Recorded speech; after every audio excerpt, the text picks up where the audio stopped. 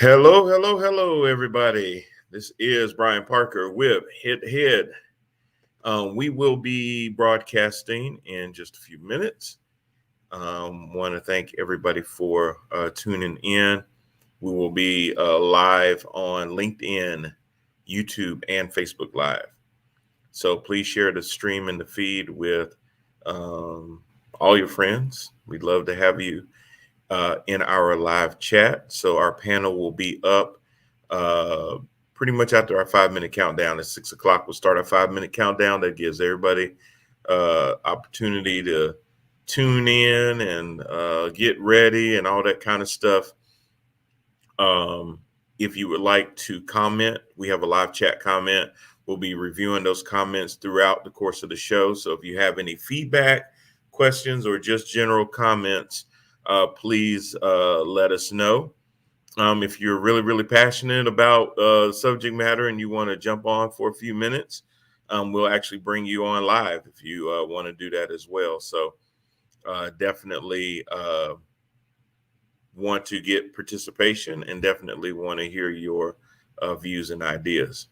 Um, our network, Empower Network, has been up since August of 2020, and we are on Roku.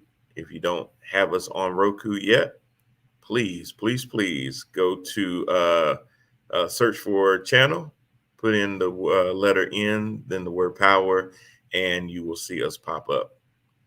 On our Roku channel, we have everything from our head to head show, head to head sports. We also have short films, feature films, music videos, comedy, uh, other talk shows. So please tune in, check that out as well. Also, our YouTube channel under Empower TV Network is up. Please like, share, and subscribe to that as well. As anytime that we do go live for anything, we will also you'll get the bell to let you know that we're live. So that's a pretty cool feature too.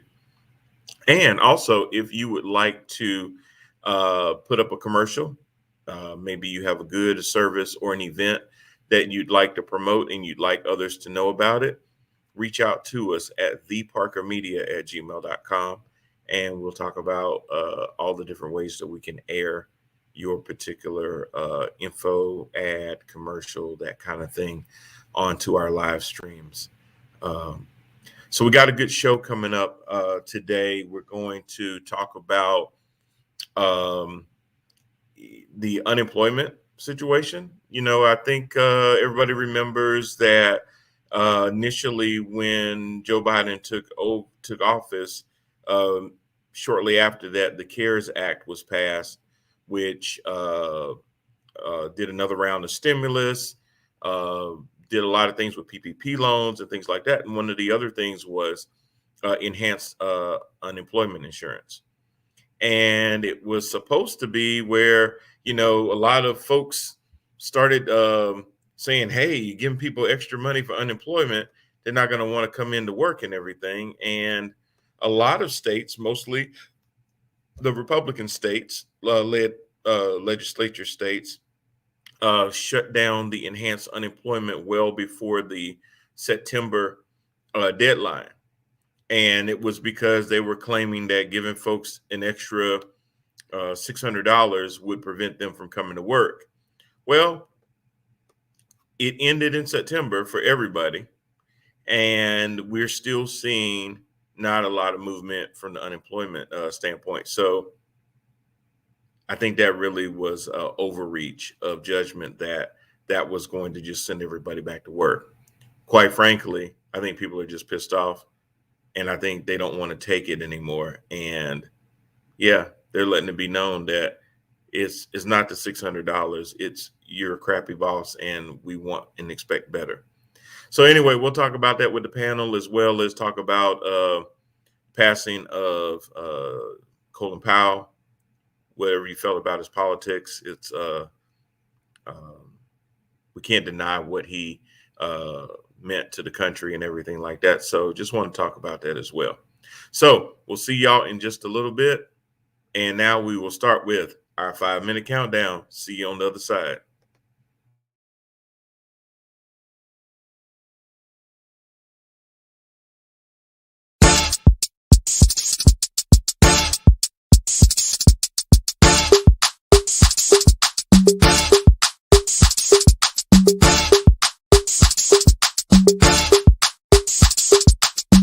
it's a ticket talking Mazda for the biggest. That's a comma and a comma and a comma. Gotta get it. And it's a ticket talking Mazda for the biggest. That's a comma and a comma and a comma. Gotta get it. Comma and a comma and a comma. Gotta get it. Comma and a comma. Gotta get it. And it's a ticket talking Mazda for the biggest. That's a comma and a comma and a comma. Gotta get it. Comma and a comma and a comma. Gotta get it. Comma and a comma. Gotta get it.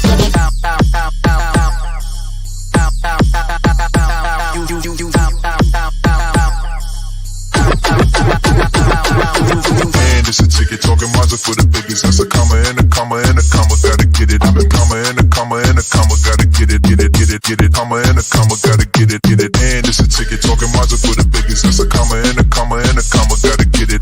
Comma and a comma and a comma. Gotta get it. Comma and a comma. Gotta get it.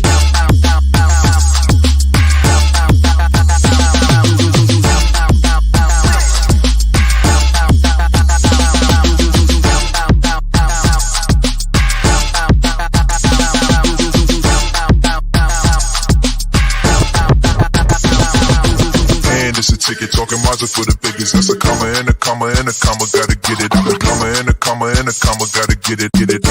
Comma and a comma. Gotta get it. And it's a ticket talking Mazda for the biggest. That's a comma and a comma and a comma. Gotta get it. Comma and a comma and a comma. Gotta get it. Comma and a comma. Gotta get it.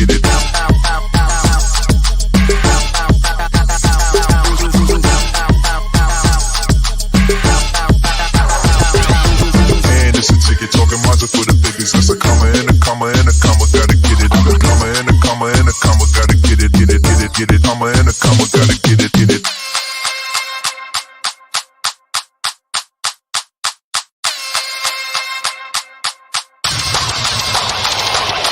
And it's a ticket talking Mazda for the biggest. That's a comma and a comma and a comma. Gotta get it. Comma and a comma and a comma. Gotta get it. Comma and a comma. Gotta get it. And it's a ticket talking Mazda for the biggest. That's a comma and a comma and a comma. Gotta get it. Comma and a comma and a comma. Gotta get it. Comma and a comma. Gotta get it. And it's a ticket talking Mazda for the biggest. That's a comma and a comma and a comma. Gotta get it. Comma and a comma and a comma. Gotta get it. Comma and a comma. Gotta get it. And it's a ticket talking Mazda for the biggest. That's a comma and a comma and a comma. Gotta get it. Comma and a comma and a comma. Gotta get it. Comma and a comma. Gotta get it.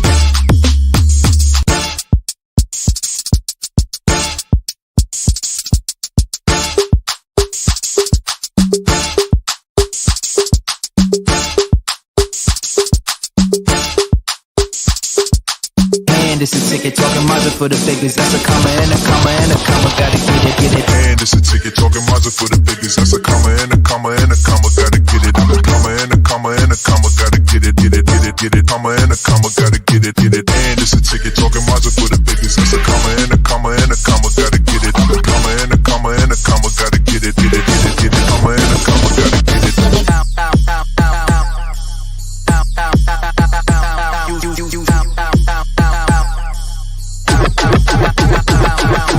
And it's a ticket talking Mazda for the biggest. That's a comma and a comma and a comma. Gotta get it. Comma and a comma and a comma. Gotta get it.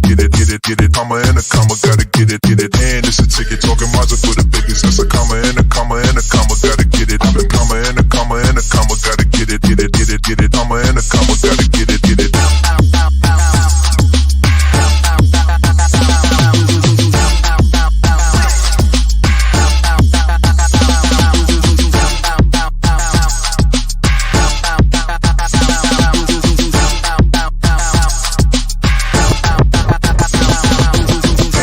Ticket talking Mazda for the biggest. That's a comma and a comma and a comma. Gotta get it. Comma and a comma and a comma. Gotta get it.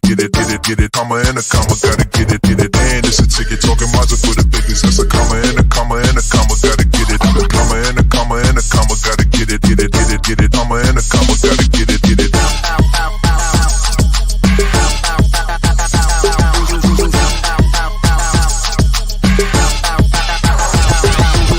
And it's a ticket talking Mazda for the biggest. That's a comma and a comma and a comma. Gotta get it. Comma and a comma and a comma. Gotta get it. Comma and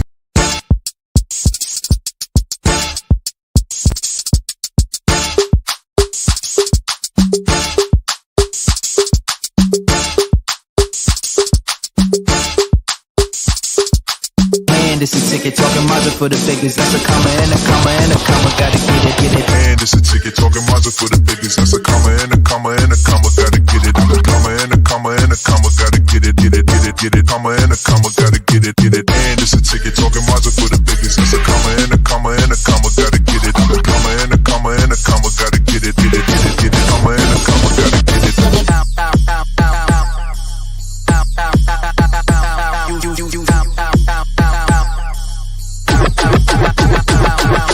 And it's a ticket talking Mazda for the biggest. That's a comma and a comma and a comma. Gotta get it. A comma and a comma and a comma. Gotta get it. Comma and a comma. Gotta get it. And it's a ticket. Welcome everybody to another episode of Head to Head with Brian Parker. I am he. And we are here on this lovely Thursday, coming to you live on Facebook Live, LinkedIn Live, and YouTube Live. We also appear on our Roku channel starting on the following Friday at 11 a.m. and then reruns all throughout the weekend. If you have not added Empower TV Network to your platform on Roku, I don't know what the hell is wrong with you. You need to do that. All you have to do is search for the channel and put in the letter N, the word power, and the rest, as they say, is history. But add us on Roku. That way you'll be able to see our main show, Head to Head with Brian Parker, as well as Head to Head Sports, as well as other podcasts, talk shows, short film, feature films, music videos, et cetera, et cetera, et cetera. Check out all the content. If you are a content provider and you would like us to add your content to our platform, please reach out to us at theparkermedia@gmail.com. Also, if you have a service or an event that you would like to advertise, please send us that as well, and we will air that program for you. Speaking of which, as always, I like to start out with the video from our friends at Plumbers, Electricians, and Beyond. They are a family-run business in the DMV area, which is upstate Virginia. Yes, DMV. Yeah. All right. DC, Maryland, and Virginia. So they are a handy service looking for some qualified folks. So check this out, and we'll be back on the other side.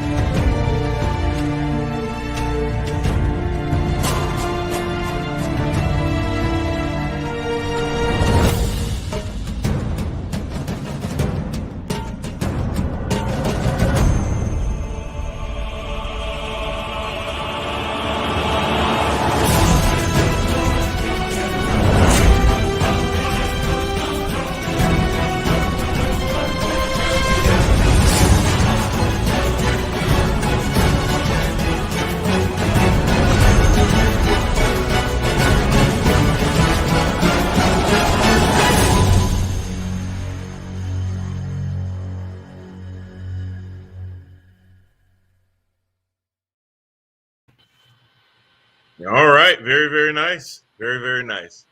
So I'm coming to y'all from Greensboro, North Kakalaki, on remote, more remote than normal. I'm always remote, but more remote than normal. I'm actually on the 24th floor at the Sheraton Hotel in Greensboro. I know. But let's say hello to our panel. Mr. CJ Jones, how you doing, sir? Hello there. Glad to be here.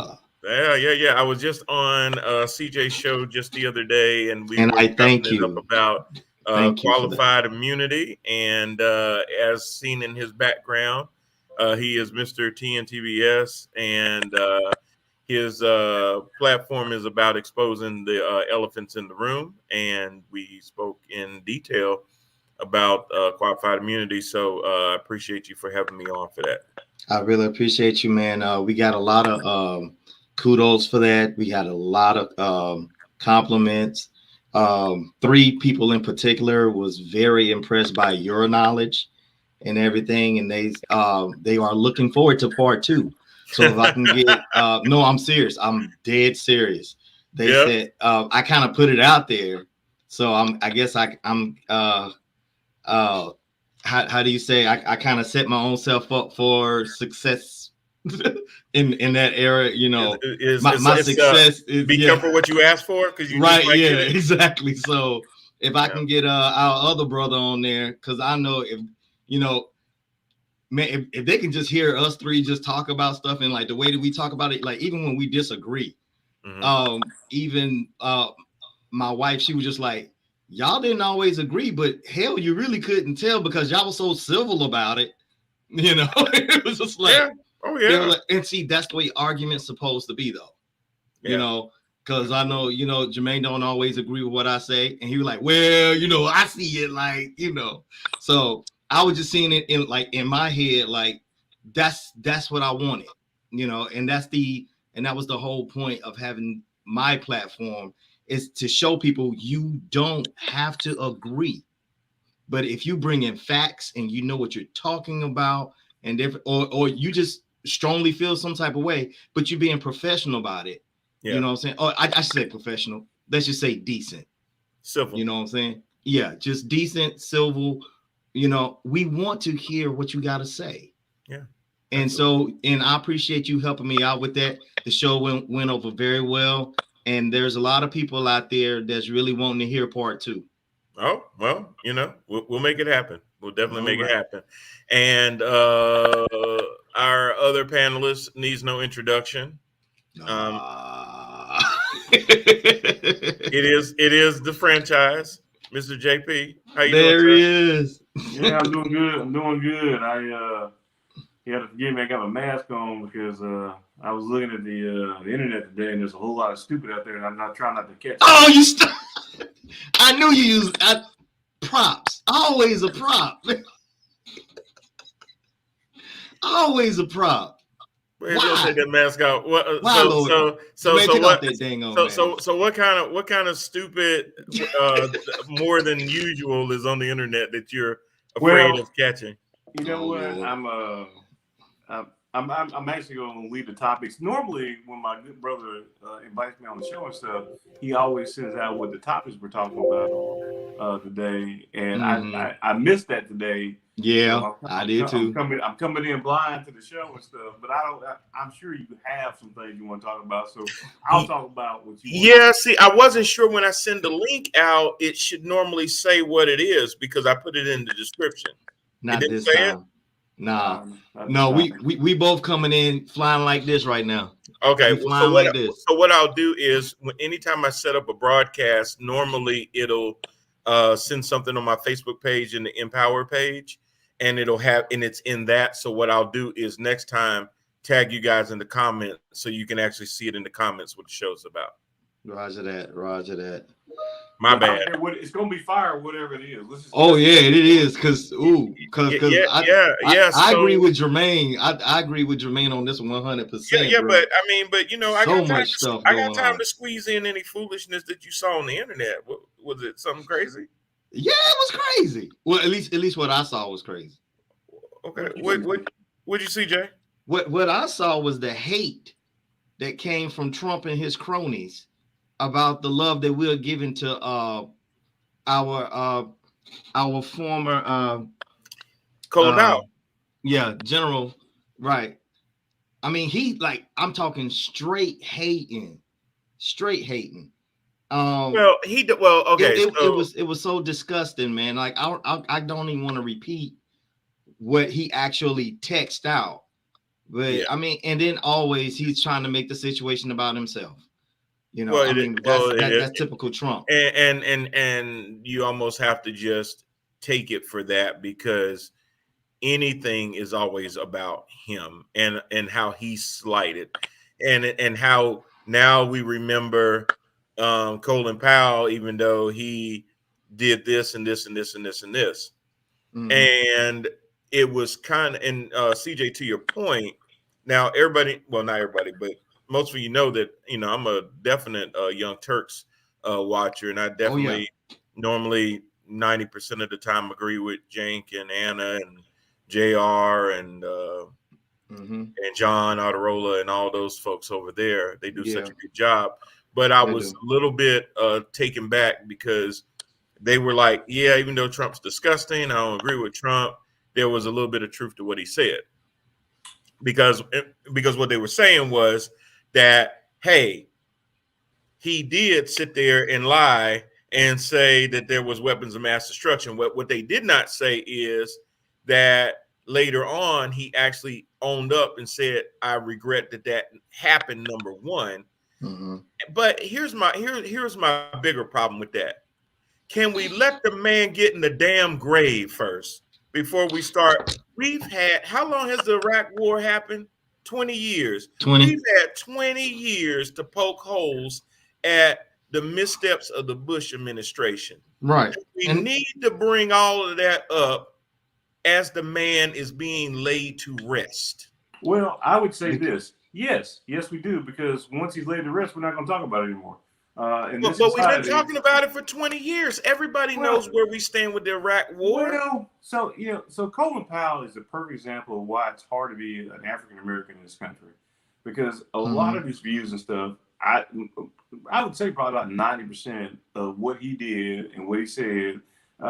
He was not a good diplomat. He was a lot of black people are willing to forgive a lot or look past a lot of stuff that Colin said or did because he was the highest ranking black man in any administration. He was fourth from the presidency in his position and stuff. And so the highest ranking member of the chief of staff. Yeah, a lot of people look past a lot of the things that he was involved in, even in his military career. Help cover some stuff up in Vietnam.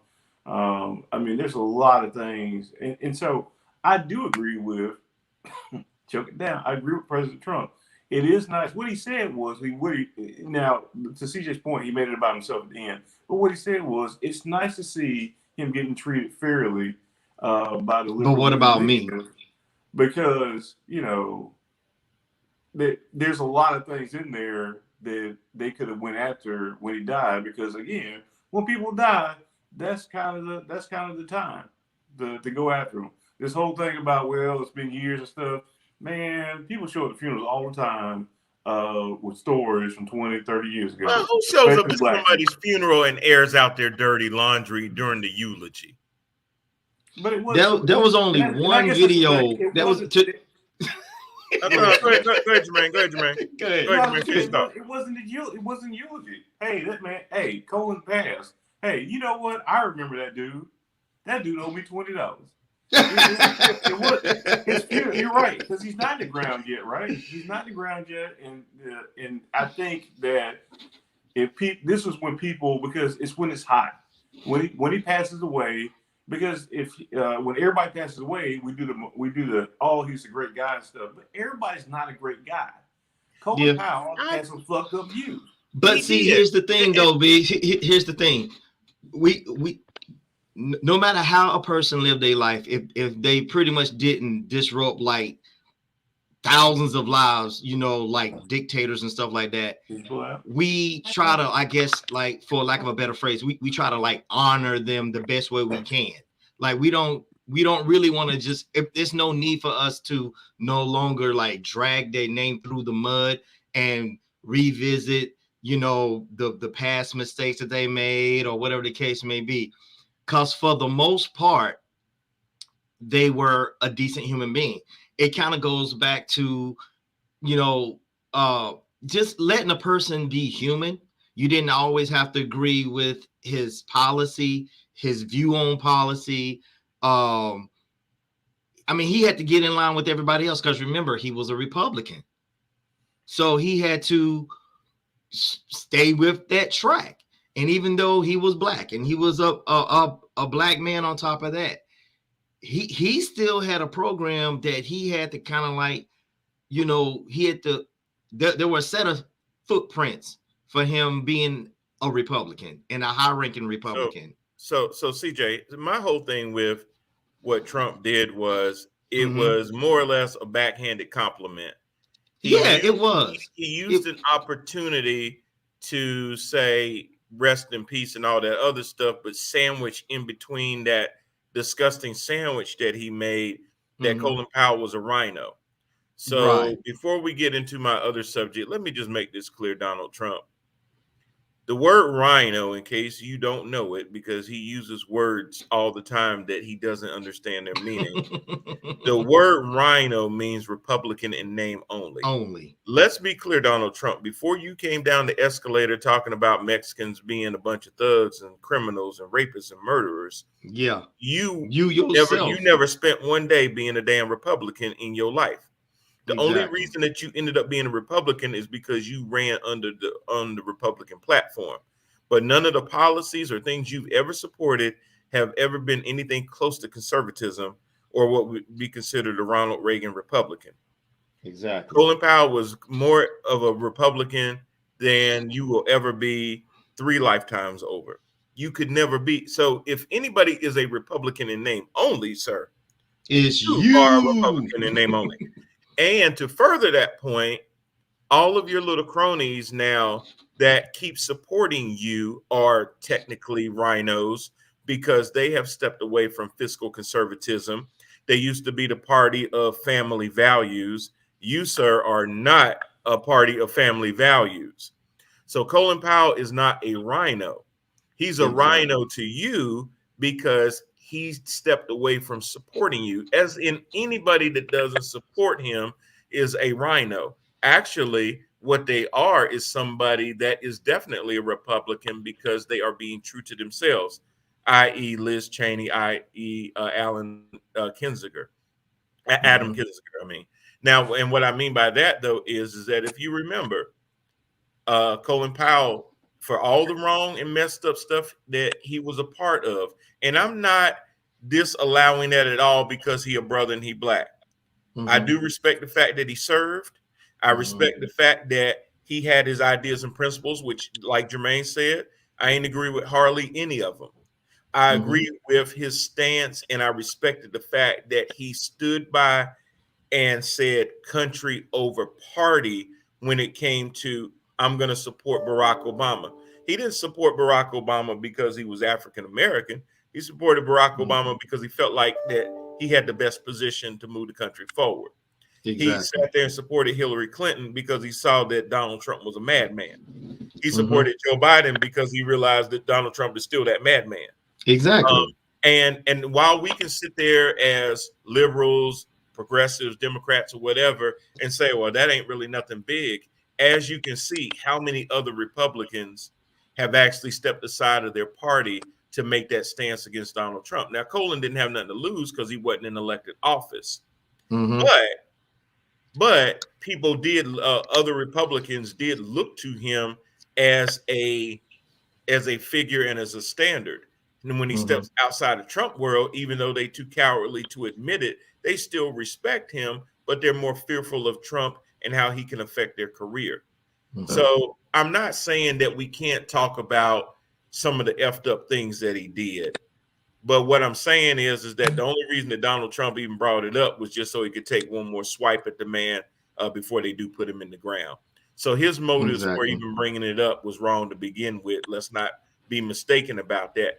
Is it Because, like okay? they say, Is it okay to talk about how he got us into the war in Iraq and stuff like that? And like Jermaine said, some of the stuff that went down. Absolutely. But right, can we just say let one day pass? right, It ain't like you. I don't mean you got to glorify the dude. I don't mean that you got to sit there and put him on a pedestal. I definitely don't right. want to do that. But do I have Well, to sit there and kick him too? yeah, I think so because, and so Look at you. yeah, I think so. And I'll be honest with you, I disagree. I politely and respectfully disagree, and I'd be more than happy to come on your show, CJ, to respectfully disagree with everybody. And I do because he's a public figure. You Okay. lose some of that. If I die, no one cares, right? Right. And so it would actually kind of be out of the way for somebody to go on the internet and start talking junk about me. Because like, why would you? Because that's not the forum that I live in, Mhm. right? That's Not not yet. the place I live. He's a public figure. And so here's the other thing too. So I serve obviously and stuff. I know a lot of so I'm around people all the time that serve. I don't like all of them, and I don't have to Right. pick to based on their rank or whatever stuff. I didn't like Colin Powell, and so maybe that's unpopular. Maybe I'm digging in on him and stuff. I'm sure he was good to his friends and family and stuff like that, but he was a coward when he didn't have anything on the line. He said something, but he didn't do anything. He just said something. Mm-hmm. It's only important when you have something to lose. When Colin Kaepernick took a knee, he had something to lose. That's Right. the reason that we say, if guys now that if Colin Kaepernick had finished playing his playing career and then decided to do the protest, it wouldn't have been as impactful because the activism there wouldn't have been. Yeah, so it makes a difference. It does make a difference. It's a difference when you give up certain things, in the pursuit of your dreams and stuff. And if his dream and he actively participated in an organization and mechanisms and administrations and stuff that were wrong, and he had opinions there. Like, so Condoleezza Rice was on TV here recently and stuff. Yeah, and she's on the forget about January 6th bandwagon with everybody else. And look, 20 years ago, I'd have been all over Condi just because I had bad taste in women. But now, as I'm growing up and stuff, I understand that woman with her platform. And you got your shots? Yeah. Okay. Yeah. And that woman with that platform should be using her platform responsibly, and she's not. I don't agree with her. When she passes away, I'm gonna talk shit about her too. I somehow I believe that. Like you right back on here. Not like within like 20 hours. I mean 20 minutes. Well, no, I mean I'm gonna wait till everybody else starts, and I'm like, well, you know that bitch with shit. And she owe me $20. Boy. Yeah. I get it. I'm just always just so, even when Rush Limbaugh died. Oh, I thought shit about him. Bro. I did too, but not. I ain't gonna lie. But not the day he died. I mean, he was a POS before he died. You know what I'm saying? And so, but the thing about Rush, and I'll say this about Powell, if I've ever had this conversation with you, if anybody, you'll know I'm consistent. When I talked shit about him when he died, I was talking shit about him when he was alive. That's my point. Oh yeah. So we stay consistent. So I'm gonna tell you right now, man, I don't seek approval or respect for people that I don't approve of or I respect. If you talk about, well, he died, we should give him, full fucking pause in the United States still ain't put a bill forward to make lynching illegal in this country and stuff. Black people die all the time. It ain't no pause. The first thing they do is get their shoes out. They get Sunday shoes and start kicking fucking dirt. I live in America. I'm gonna do the same thing. I'm gonna kick dirt like everybody else kick dirt and stuff. And you ain't gonna get no special pause from me. F that. That's how we gonna get it. Jermaine's not gonna pause, and I can respect that. And I truly do understand where you're coming from. I just feel a little weird about kicking people after they die, because they're just like, and maybe it's because I'm sitting here thinking, me being the imperfect person that I am. And yeah, I'm, if certain people show up to my funeral, I'm sure certain things might come out that don't nobody know about right now.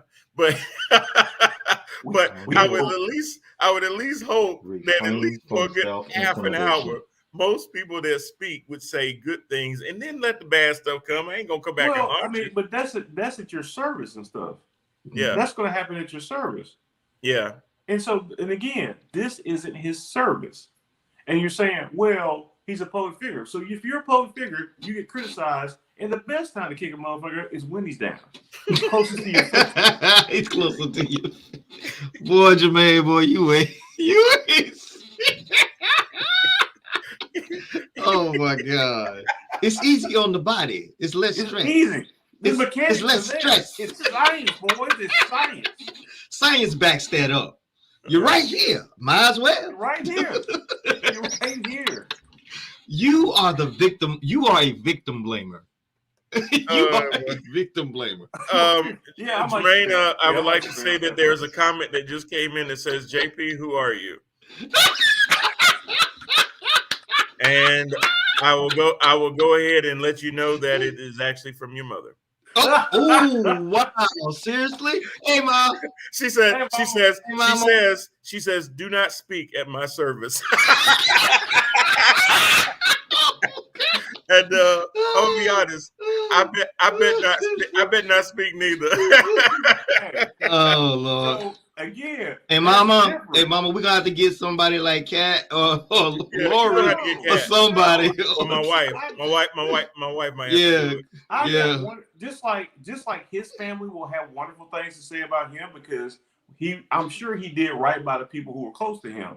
But in his role as this figure, this black figure and stuff, he didn't do right by his people. He didn't.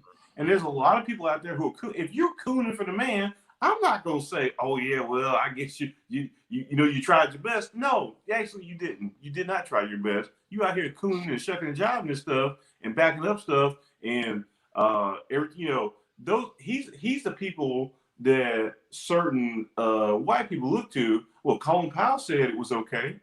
Yeah, and see, that's a part of that footprint that I was saying whenever you was out of the screen just for a few seconds. That's what I was saying too, bro. Really, like real talk. I was just saying that he had to follow that certain footprint of just he was the token. So then, for lack of a better phrase. So then when Alan West, Larry Elder, and Candace Owen passed, I guess. Oh yeah. Oh, bro, listen, we can do this now. Absolutely. We can do this right now. We and then Stacy again. Why is she making herself seen again? Who? Why? Who?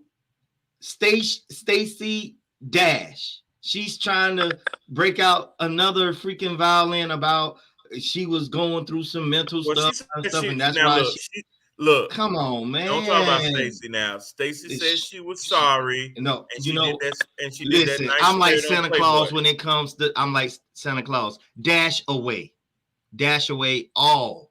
That's actually really funny. You didn't see the Playboy spread. Listen, I don't care if she's finer than frog's hair. She is not invited to the cookout. Nah, she's not. I agree. I agree with you.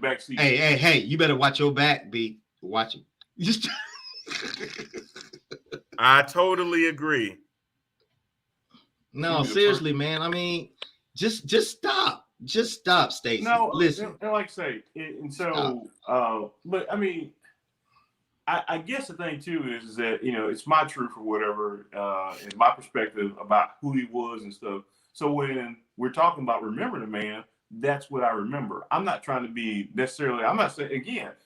He's a great father, a great husband, all this kind of stuff. I don't know that about him, so I'm not. That's not my memory of him. So as a public figure, when people talk about people, we're going to talk about the memory of that person. Yeah. What do I remember about that person? I remember he wasn't shit. He was a really good token. But he was a really good token. I agree with you on most of that. But I think when Trump did what he did, it was more just this backhanded way of making a dig. And look, the man, we know that man seeks attention, and so any opportunity to insert himself into any conversation, because the thing at the end was, I hope that people are nice to me. Well, no, I'm not gonna be nice to you either because that's not the way I remember you. Right. And I guess that maybe that's the more mature thing to say is that we remember people for who they were based on our perspective and stuff. And so when they pass, we bring up those memories. And so when I'm talking about it, now again, like I say, and the other thing too is that the former guy, I try not to number one bring him up, number one try to get inside of his mind because I'm sure that's not a good place to be. I guess that was number two for nobody.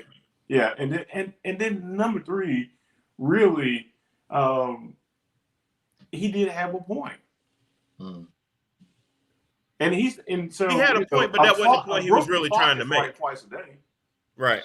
I put it like this, if he wouldn't have made it about himself, if he wouldn't have made it about, but see, he can't help but be himself.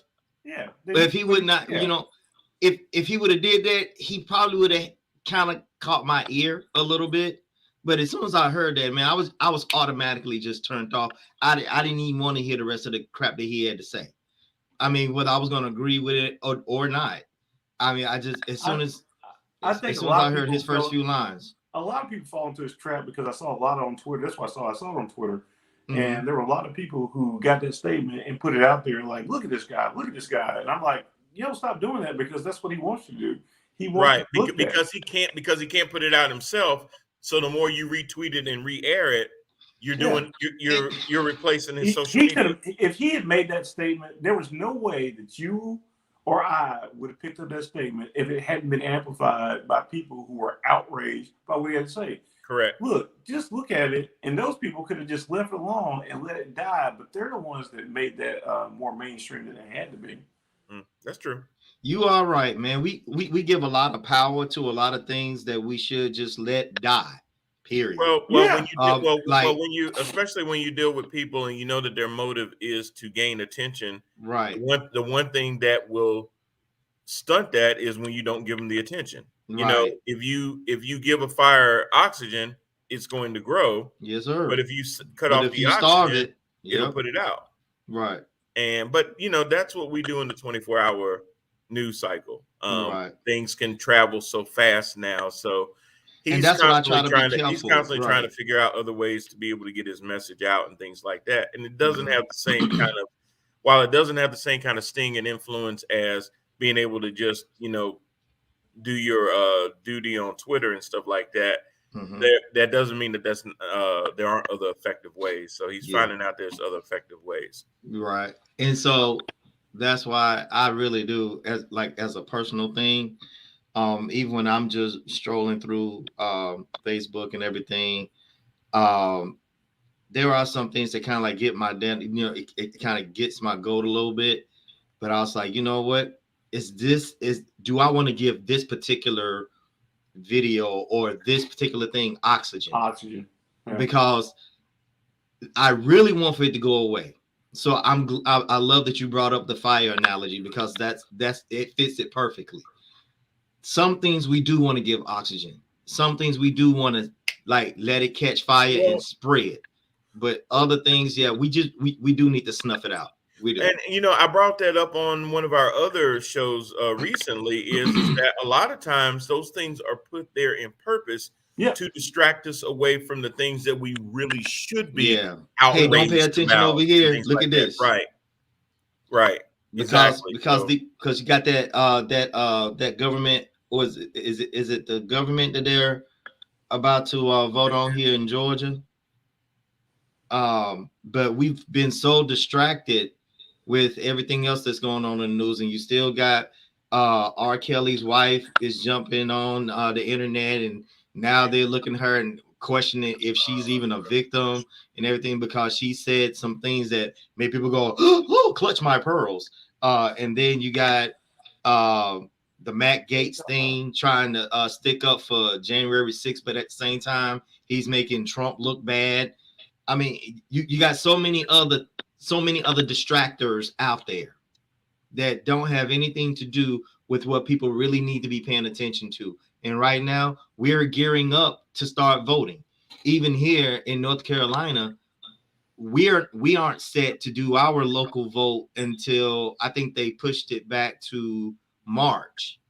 So we get ready to start voting here too. So we need to start looking at our judges. When you start looking at, you know, our prosecutors and different things like that, you know what I'm saying? But we got so many other things going on, you know, keep your eye on the birdie, you know, you don't really see what's going on. Well, that's why I say, you know, when it comes to politicians in general, they're banking on the fact that you're going to be distracted, not really paying attention to what they're doing. And it's mostly through entertainment news. Their records, their voting records, their policies, and things like that. They are hoping that you are too busy with your miserable life that you will not pay attention to what it is that they're doing. Perfect example is now that, see, you know, I go back to what you said earlier, CJ, about you got to be careful what you ask for because you just might get it. Some people are attention media whores, Kirsten Sinema and Joe Manchin. Ooh. And now because you you sit there and you suck up so much airtime because your name gets mentioned, my God, more than Trump ever got mentioned, it seems like to me. Now focus starts to turn back onto you. So now I think you're going to understand that now people are actually seeing what you're doing. See, when you was just kind of one of 100, then nobody really pay you no mind like that. Right. But now I'm going to tell you what's going to happen. If these things do not get passed, there will be a millstone hung around your neck with the words corruption on it, and all of your fundraisers that you do, your owner donors that you are beholden to will be exposed, just like with Joe Manchin. Now it's coming out. Hey, did you know Joe Manchin started a coal company and gave it to his son? That's probably why he don't want to sit there and do anything with clean energy, because it would hurt his pockets. Right. Or that he's taken over $5 million over the last X amount of years from dirty coal. Or that Kirsten Sinema, when she has time off for a break, is over in Europe fundraising instead of listening to what her constituents are telling her, who agreed that we need to do many of these things that are in this bill back better. So you're putting a lot of spotlight on you, and that's going to make it harder for you to then have to go back and explain to your constituents why they should reelect you. Now, what she's hoping for is she ain't up for reelection until 2024. So one or two things. She hoping by then you're going to forget, or she's not doing any of this with the intention of running again. I think it's the latter myself. I don't think she's trying to run again. People thinking, oh, she's going to get primary. She's going to get primary. You only get primary if you run. Yeah. I don't think she's running. I just think she's fundraising. And she's having fun knowing that she holds so much weight. Power really does corrupt. It does. And that's what's happening. Now, Joe Manchin has never been a progressive, and he said that. So I don't know why they sat there and expected him to be the 50th vote. When the Senate was declared 50-50, one of the first things I said on this show, I already said, hey, I wasn't thinking about cinema, but I already knew that if Joe Manchin is the 50th vote, hell, you already knew what was going to happen. 49-51, because I already knew where he stood policy-wise. Right. Cinema is the enigma because for the longest she was all pro-green energy, pro-workers' rights, pro-voting rights, and all this other stuff. And then they elect her, and she get a whiff of power, and now all of a sudden, don't nobody know who the hell she is no more. Like we said, like we always say, follow the money, man. Well, yeah. Follow the money. It wasn't about money because she didn't have it. Now everybody's sitting there smiling in front of her face, writing a donor check, and now all of a sudden, you mean the owner check? The donor owner. The donor owner. Okay. The donor owner. So yeah, that's kind of what's going on with that. But one of the things that I had in line for conversation was, do y'all kind of remember when Joe Biden took over and they passed the CARES Act and PP loans were there and we had moratoriums on evictions and things like that? Well, another thing that was going on was that there was a $600 enhanced unemployment benefit. Yeah. And a lot of the Republican states said, oh my God, we can't do this because this is keeping people from coming back to work. And we're going to get rid of it in April and May. There's no way in hell we're going to run this all the way through September and everything because the economy is never going to recover. And all y'all want to do is keep giving out stimulus checks because there was talk of $2,000 payments a month until we're out of this thing. And I'm sitting there like, yes, I'm here for it. Please. $2,000 a month, please. Yeah. Who don't want $24,000 a year? Please. I'll keep coughing on you for that. Right. But exactly. so their claim was, hey, this is discouraging people from going back to work. And a lot of people said, no, it's not, because if you sit there and average it out, it's roughly paying people $15 an hour to stay home. And for a lot of these jobs, it just really wasn't safe for them to go back, or for a lot of people, they were like, you know what? I can't go back because my kids are out of school and I can't go back anyway. Right. But they kept wanting to blame it on the enhanced unemployment as to why people weren't going back to work. And Democrats, a lot of them kept pushing back and saying, y'all know that ain't the reason. You're just trying to make it so that people have to get desperate enough to make a decision to go back to work so that your true owners, who are your donors, will not lose revenue. I mean, hell, you gave them $1 trillion tax cut, but we still need to put people in harm's way just to make sure that your donors are good with having enough help to come work. See, I need people to understand that 99% of these politicians out here don't give a damn about you. They care about these two things that you have. This is what they care about. Your hands, I'm sorry, and your ass showing up to a job to do work for one of their campaign contributors. That's all they care about. Yep. That's all they care about. So it was kind of funny when all of the enhanced unemployment ended in September. And I still see a whole lot of now hiring signs in front of businesses.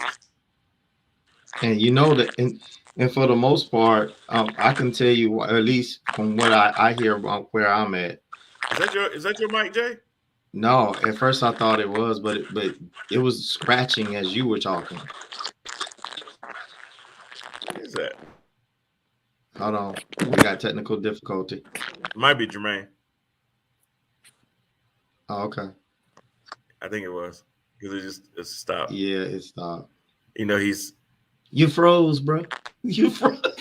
No, he's sideways. There he is. You good, Jay?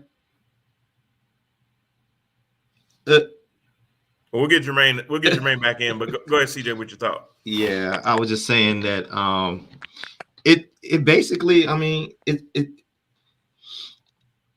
from what I was hearing, like what was like in the air, so to speak, was people were counting up the cost. Was it even actually worth it? You know, now that we're kind of like forced to stay home and realize and analyze our situations. Now with me, I wasn't hit with the whole, well, I got children to take care of portion, but I'm looking at, okay, is it really worth me waking up 4 or 5 o'clock in the morning, doing the kind of work that I was doing, you know, busting my knuckles, aching in my back, and I'm not even getting paid what I should be getting paid? Because when I look at how much my particular company is bringing in, and then I'm looking at how they're paying me, and I'm struggling like heck, you know, to try to make ends meet, then suddenly, you know, it's not worth it to me anymore. And then I go through the media and I see that, you know, people are pushing for higher and better wages. Or, okay, maybe not higher, better wages. Let's get some benefits out here, because you know what? If I had some sort of benefit, that'll make me want to stay. It'll make me want to hang on a little longer, because now I have something to look forward to. You know, I still may have a $200, $300, $400 check, but now it's actually starting to work in my favor a little bit, because at least now I have something. Like if I get hurt on my particular job, let's just, you know what, I'm gonna use my actual formal job for real. When I was out there, you know, with a 600-pound refrigerator putting in someone's house over there in Ballantyne, yeah, the money was okay, but what I was really looking for was the benefits, you know, because I got hurt. When I hurt my back, when I strained my knee, when I got cut, you know, dragging, you know, a high price piece of anything, any type of appliance through the door, and knowing how much these people pay for their homes and knowing how much they pay for something that I have in my hand. So I sacrifice my arm, you know, so you take on these cuts and these bruises and so forth. And then you're like, man, hold up, stop everything. Because now I'm going to have to go through, now I'm going to have to take off days from work. That takes money out of my pocket. Then, depending on if, because you know how, you know, workers' compensation goes, you know, they're going to try to look for an excuse not to pay you, different things like that. So then you go through that battle, and then you come out still paying for something anyway, whenever you should be able, the company that you work for should be, letting you at least get the feel of, hey, you're actually worth something to us, and we want to take care of you. Well, so CJ, what a lot of folks have, they already kind of known is that your jobs, for the most part, don't really take all that into consideration. What they have been used to doing is saying, this is what we're going to pay you, and this is what you're going to take. and basically, it's, why give you a meal when you'll gladly take my crumbs? Right. That is that type of mentality. And that has always been the mentality of capitalism is that, hey, those on the top continue to perform well. They have record profits and everything else. And they know that there's a certain base of people. Now, it's funny how they will give the people that they call job creators all of the tax cuts, all of the subsidies and everything else. But if they try to give somebody an extra $600 a month, now all of a sudden you're making people lazy. Even Joe Manchin, speaking like a Republican, says, well, I'm not on board for all of this child tax credits and stuff. We need to means test it because I don't want people sitting there being lazy. Well, so, and sorry, and I don't think that was me. I think it was somebody else, but my phone died. So okay, Trump. All right. But I-45. So I don't know what I missed, but let's break this down. And to your point, so Republicans think that if you make over $400,000, $400,000 a year, you're middle class. Except for when it's time for them to give you money, then it's $60,000 a year. You make more than that, then you're rich. But you know what I mean? Like, so you can make $500,000. Pick a struggle. Pick a struggle. So we don't want to tax those guys, but if we want to give money, $60,000 is the mean, right? So, I mean, understand this. Republicans get to lie and lie with impunity about everything and contradict. And that's why they're not held to any standard, because who's going to check them? Democrats aren't tough love enough for all this stuff. They're too soft. Honestly, it's the mentality of the country, because people are really digged into this stuff. Like, I got people that I work with in the military who will tell you they don't like people on government assistance, and I say, but you're on government assistance. Like I said, what the hell do you think you are? That's what they do. I'm sorry. Go ahead. Go ahead, bro. Well, I do X, Y, and Z. And I'm like, nah, really. That's what you tell your family. I see you work. You're not really doing anything. I know. They say that lie for your family. Exactly. We all know you're a kid. They don't work side by side with you, bro. These are the same people who complain about having to maintain fiscal standards, having to keep their uniforms, having to do all this stuff, all these requirements and stuff, and who are now, coincidentally, if there was a Venn diagram between useless motherfuckers and people that didn't want the vaccine, it'd be a fucking circle. Bring that up too. The other thing, so the mentality of the country says that it's okay to do it to rich people can get our help. So all the airlines together got like $2.9 billion in PPP. Mm-hmm. They made like something billion dollars in profits and stuff, and everybody cheered, and they raised prices and shit with our tax money. Right. Like I said, our tax. But $600 for you dirty motherfuckers. Nope. Too far. Nope. Can't do it. It's gonna make you lazy. You're not gonna want to work. Colored folk. Well, it's so, and that's the other thing too. We're only 13% of the population. Even if every one of us was on welfare, we still wouldn't be the majority of people on welfare. We know this by fact, but we make 97% of everything that's bad and still stereotypically negative in the media. So the question is, what do we do about it? Not just what do we complain about it, but what do we do about it? And so this goes back to when I first got on the show and stuff, and I kept saying, and it goes to CJ's point about keeping your eye on the prize in terms of elections and stuff. You really got to have your own politicians and your own parties and stuff doing things for your people, because this country was not built with the intent of the enlightenment, enrichment of Black people or brown people. It wasn't.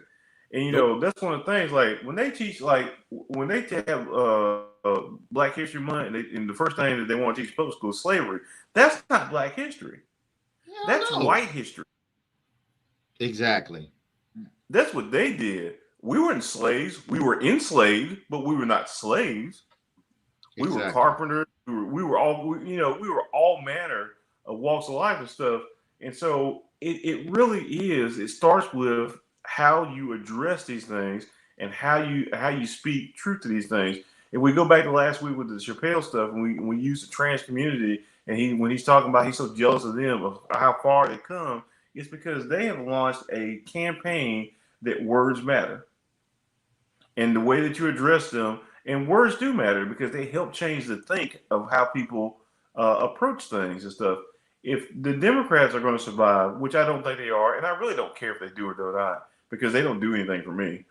I would I'd prefer to have a party that represented me, and not have to question where loyalties of the politicians are and what their priorities are, because they look like me and they came from where I live, and so I know they're representing me. Okay. And so that's it's just a big thing, because all this stuff that we're talking about with this money and stuff. Well, why aren't we getting the money to the people and stuff? Why are our Republican brothers and sisters who who represent less people able to bully like Joe Manchin and stuff? Joe Manchin is a Republican. If Democrats were really gangsters and stuff, they'd have supported his Republican counterpart. They'd have told him, "Hey, look, we're not going to put a Democrat because that's crazy stuff. We're just going to support a Republican in there. We don't care about losing the seat. We just want you to go home." Right. So everything you done. I kind of got a feeling though, Jay. I don't know if it'll be I won't say the DNC, but I think there'll be some PACs set up to do just that with him and Sinema. I don't trust the DNC or the in party Democrats to do anything that gangster, but I think that is going to happen. It's got to come from the DNC. If the DNC wants to have a backbone, they got to have a backbone. You can't send it's not like a mob. Well, but that's what I'm saying. So I don't see the DNC doing it, but I do see an outside party doing it. I get your point. That's not the same thing, but it could have the same result. But what they're afraid of right now is, Jermaine, and this is why they're walking on eggshells with the both of them. If you run them over, but now here, and I know what you're going to say after I say this. If you run them over to saying, "Hey, I'm going to be an independent," like it's being reported that Manchin is floating that for leverage, as if he don't have enough leverage already. But if he says, "Hey, I'm going to become an independent. I'm going to let Chuck Schumer know I'm not caucusing with the Democrats anymore," they immediately lose their quote unquote majority, which don't mean a damn thing right now, apparently, because of a filibuster. Right. So, but if he makes that official, then Chuck Schumer is no longer the majority leader.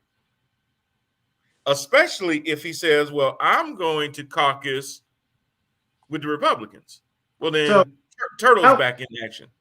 Well, so here's the thing. It is two things, and you know what I'm going to say. I know what you're going to say, and you're right. You're right. So what has Mitch McConnell lost by not being the majority? Nothing. Leader? He's still wielding power, and he's in quote unquote the minority. So for Chuck, and then Chuck has to understand that right now he's not the majority leader because he's not leading anything.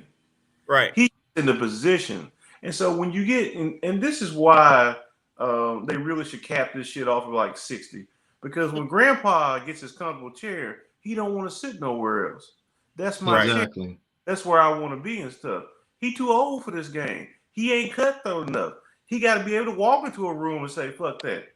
When a girl comes to you and says, "Hey, I'm not going to give you none," you have to look at it and say, "You're not going to give me none of yours, but I'm going to take the rest of it that's out here because you don't control everything." You having flashbacks? A little bit. Huh? Are you having flashbacks? Yeah. Yeah, some pimp flashbacks.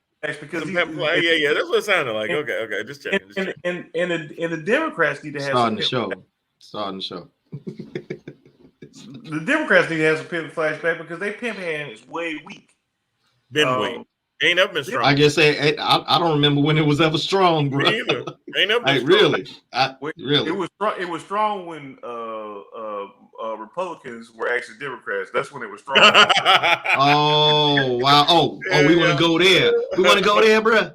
Want to go there? That's true. Yeah. Okay. That's what God it was. All right, that's true. All right, that's true. And I know your argument, Jay, was going to be, so what? They're not getting anything done anyway. Now you basically let people be who they really are and officially be in that capacity. Mm-hmm. Because what they've proven though is that a minority can basically veto a majority in everything. Just like with the whole thing with the voting rights, they basically vetoed not even having a conversation. That's right. Not about the actual bill, but we don't even want to conversation having a debate around it. Now, who does that? Mm-hmm. You know, so what you basically, and so Manchin not wanting to carve out the filibuster, Sinema not wanting to carve out the filibuster, and let's be clear, they're not the only ones that are hesitant about doing that. The fact that they can look at everything that's going on in the country with the way legislatures are trying to take over voting away from me and you and everybody else, the fact that they're still hesitant to carve that out, I mean, it puts all the onus back on us to say, you know what, we got to overcome all these roadblocks they're going to put in our way. Mm-hmm. We got to show up and we got to show out. We can't act like voting is about voting for president. We can't act like voting is about federal elections only. We have to understand that a lot of this noise and nonsense starts at the local and state level. Exactly. It does. And now is the time to, like I said, now is the time to start looking at your people that seem like you said, Jermaine, for the people that's been in here, it seemed like for years on top of years, because more than likely they're sitting in a seat that has never been contested. So we, as the voters, we need to start looking at people like that. Like, wow, you know what? You've been sitting in that seat a mighty long time.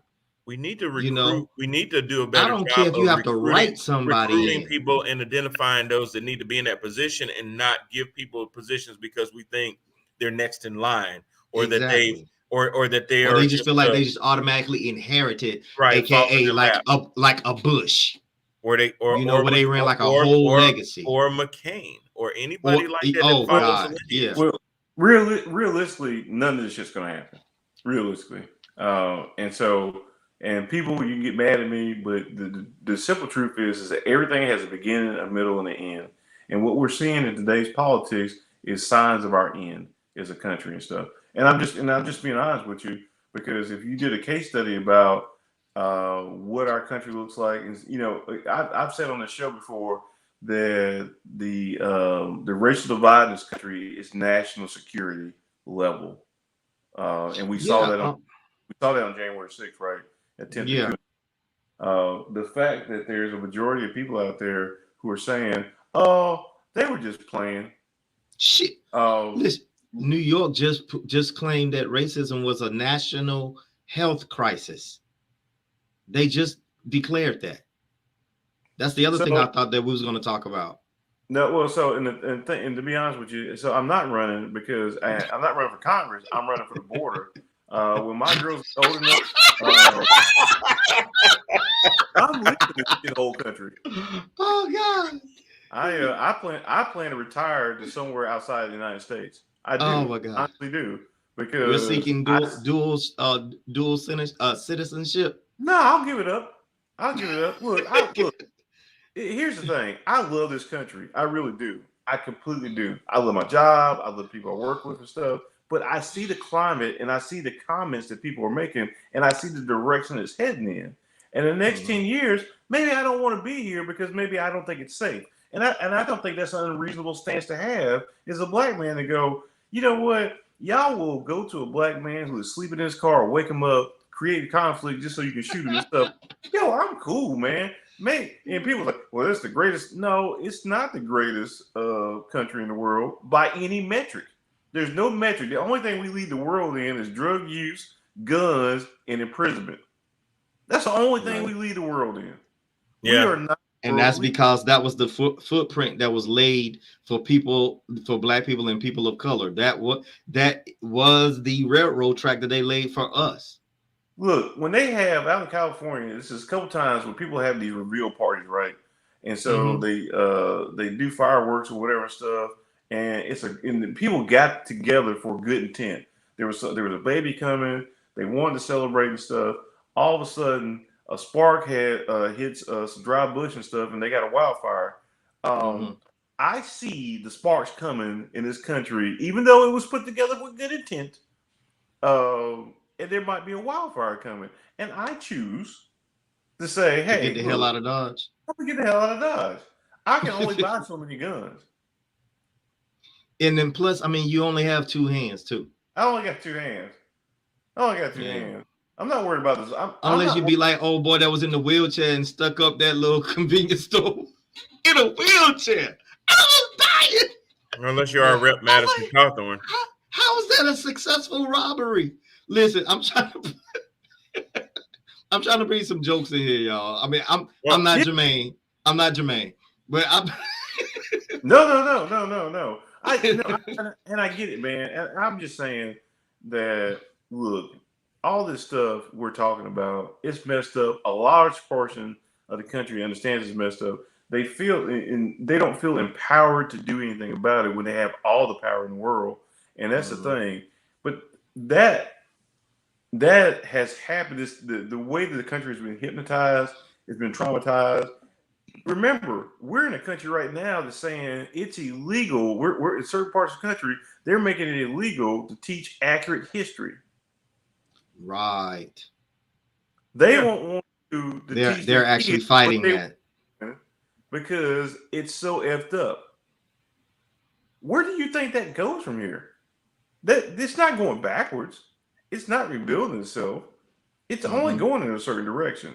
And maybe I'm just feeling a little. See, you know what, Jermaine? Some people want to remain ignorant. Think about the movie Matrix. Think about the movie Matrix. We're going to just give you a snippet because I know you can't handle it completely. So I'm just going to give you a snapshot of what you could know if you accept the truth. Okay? Think about what that did to the character Neo. He literally threw up. He was discombobulated. He was in total denial. He fought it tooth and nail until his body literally just collapsed. And that was just a snippet of what the real world was all about. And then he had to keep going back and revisit it until he became accoladed to the real world versus what the Matrix which we would be living in like right now. Well, it's always easier always easier to swallow a lie than the truth. Exactly. Well, you will drink a smooth lie than take down a hard truth. The thing right now, when you look at people, say, why are people being misled? Because people want to be entertained. People can't go use the bathroom without. They don't want to be told that they're doing wrong. They don't want to feel bad about anything. Don't tell me nothing negative about myself or where I would have to try to improve. People just want to be entertained, and so a lie can be entertaining and stuff. The truth is kind of dry. Like a lot of the January 6th committee referred Steve Bannon to the House so that they could refer him to DOJ and stuff. And people would love to believe that that's going to lead to something right now, but the process is so long. The truth of it is very dry. It's very. We won't know this for like another 5 or 6 years.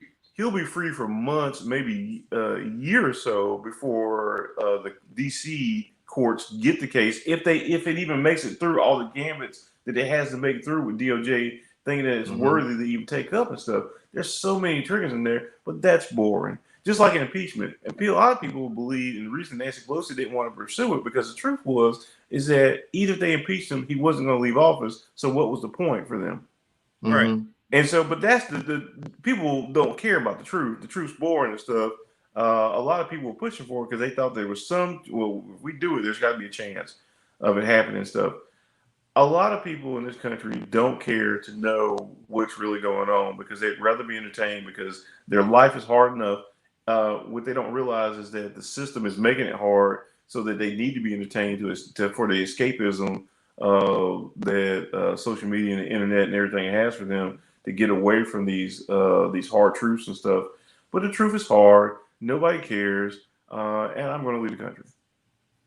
This is Well, you ain't leaving no country. well, no, I No, agree with, I- I agree with Jermaine on that, because what's really got to happen, y'all, is we have to stop putting so much faith in politicians changing things. Yeah. All of this is grassroots, right? Right. And kind of tying back into what I'm seeing right now with unemployment wasn't the cure for people going back to work. It seems like this is a time now where employees have the leverage, and I hope they continue to use it to affect change. This is the best opportunity that they've had in a long time to try to force companies back to the table to say, you know what, we ain't taking these crumbs from y'all no more. Right. You've been doling out these crumbs. Go ahead, Jay. People love the free market, except for when this is the free market.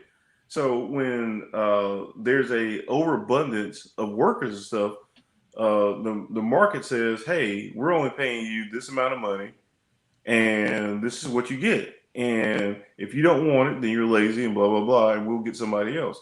When the market turns and there's not enough workers and stuff, and the workers now have the upper hand and say, no, these are the terms that we want to work for. Well, now they're lazy. They're not lazy. They're entrepreneurs out there using the free market as it was designed. People just don't like the back half of it. Like, well, exactly. Why do these guys want to get paid so much? They should get a different job. Well, it goes back. Well, here, and here's the thing. That's exactly what they're doing now. So I work in the hospitality industry. Mm-hmm. Well, hotels, restaurants, and the travel industry are taking it on the chin right now because people are saying, you know what? I'm tired of getting paid $2.65 an hour plus tips to try to make ends meet. Right. That's what I was saying earlier. I haven't seen server wages go up in over 10 years. Mm-hmm. I haven't seen the minimum wage move in over 10 years. Mm-hmm. Now, like CJ said earlier, because of the pandemic and we had to stay at home, I'm starting to count things up and realize my quality of life is better when I don't have to work for you. Because it's bad enough that I have to work for you. Then I have to take all this S off of all these customers that come in. Mm-hmm. That's why the service industry is really, really taking it. People are saying, I don't want to work for that and have to take that. You're going to have to pay me. Exactly. And if you won't pay me, I'll go to Amazon and make $15 an hour. Exactly. Get some sort of something going for people myself. People complain about Amazon and some of these other places, but they're leaving one industry and going to another. So they're not coming back. Even now with unemployment gone, they're not running back through the doors. No, they're not. All. So now you stressing out the people that are in those positions because they're having to do double work just to make things happen. I know a lot of owners of hotels now that done learn more housekeeping than they probably ever thought they would have to. They cleaning rooms. They may have multiple properties. They're having to share the maintenance man. They're having to put rooms out of order because they don't have enough people to clean the rooms. I've literally had to have talks with owners and say, hey, why you got 20 rooms out of order? Because only 2 housekeepers showed up today and they worked as long as they could and we had to go ahead and let them go for the day. Wow. So you got rooms down because they're dirty. Wow. Because you don't have nobody to clean them. Yeah, and so the thing is that we would normally say a successful business would have to retailer their business, right? And they would have to rethink things. And because there's always going to be those things when you're a business owner that come up that you're going to have to figure out, whether it's a lack of materials, cost of certain services changing and stuff. And your workforce is your major thing when you're talking about your business stuff. And so when you're not treating your workforce right, and then you're complaining because, well, I mean, it's just like, This is like all the people in bad relationships got up and just walked out of them and stuff. And all those abusive people are like, well, you better come back here and take this ass whooping. Because that's what it feels like. It feels like you're in a there. bad relationship. It is a bad relationship. It is a bad relationship. Like, how the hell did I even get myself in this mother? Exactly. I mean, like most bad, just kind of accidentally. I didn't say it. And stuff. I guess my point is that the free market is working the way it's supposed to work. People just don't like it. Sort of like in the real estate market and stuff, people don't like it that the house prices are going up. Well, it's a supply and demand issue. It's a high demand. It's a low supply. There you go. I'm a business school now. And everybody understands those economics when it comes to goods and services, but when it comes to labor, they act like that's different. Now here's the stupid part of the whole thing. Everything that these companies are having to spend in overtime. Right. If you simply paid people the wages that they should get from the get-go, and you wouldn't have to have overtime. That's the math. That's the math that I was talking about. Right? That's the math that I was talking about. So you didn't want to pay me. You didn't want to give me benefits because see now what you're having to come out your pocket about paying me overtime because now you got to call me back. But now you got to make it look good for me. Now, how do you feel when you get called back? You know, well, I'm gonna go ahead and make this money, but I ain't feeling the best. I'm already stressed out, but I'm gonna go ahead and make this money. So because now overtime and because now it's time and a half you're gonna get out of them is not going to be as good. Exactly. So it goes back to that whole quality of work versus the quantity of work. You know, versus how much you're gonna pay me versus what are my benefits. Well, you know, man, and people. I'm just saying, like this is the time. Leave jobs because of pay; they leave because of how they're treated. Right. Exactly. Because it's one thing I learned from someone. They said, I may not be able to like remember your name or your face. I'm sorry, I may not be able to remember your name, but I can always remember your face, and I remember how you made me feel. So if I'm looking at you, I may forget your name. But if I remember your face, I will also remember what it was like to be around you, your energy, and how you made me feel, huh? I had a stripper tell me the same thing. You know that's real. Oh, really? She said, make me feel good. Don't be putting my secrets out there, bro. Don't put me out there, bro. I mean, I can tell that came right off the pamphlet.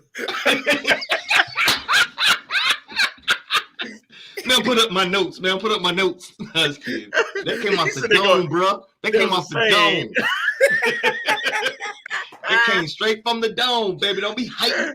I saw that on the AA pamphlet. Go ahead. It's all about how you make me feel. It's how you make the way you make me feel. Oh boy. No, sir.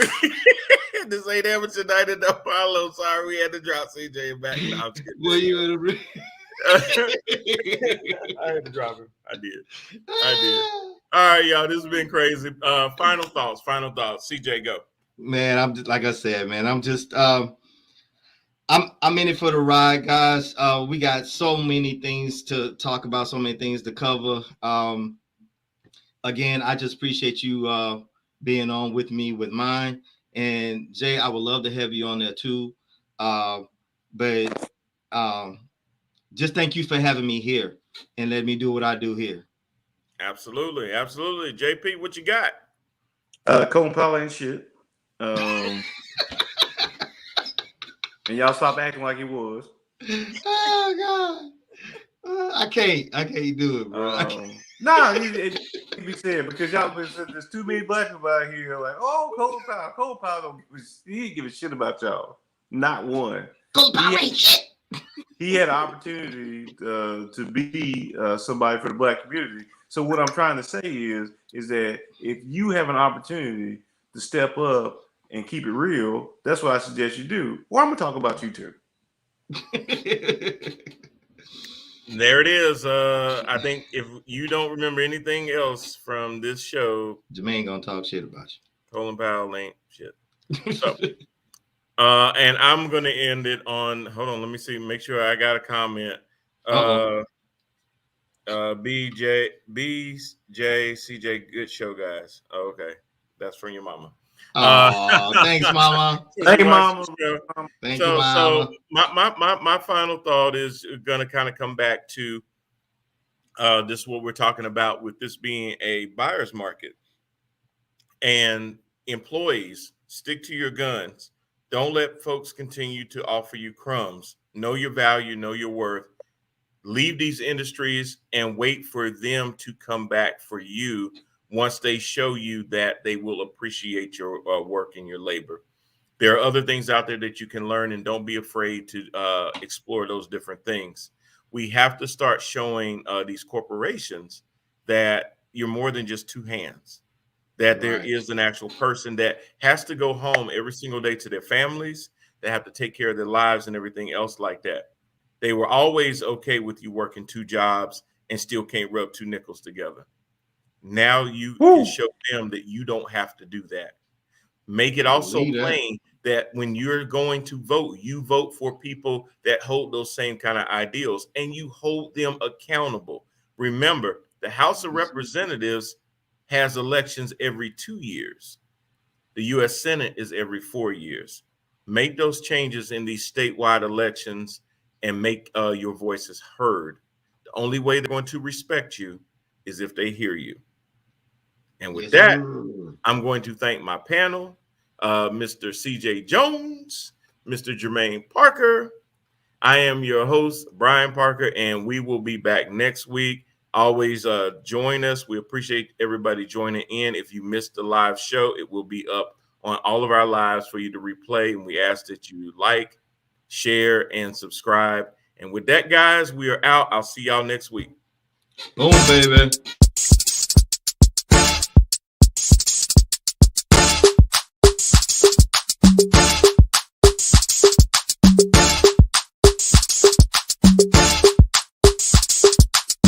And it's a ticket talking Mazda for the biggest. That's a comma and a comma and a comma. Gotta get it. And it's a ticket talking Mazda for the biggest. That's a comma and a comma and a comma. Gotta get it. I'm a comma and a comma and a comma. Gotta get it.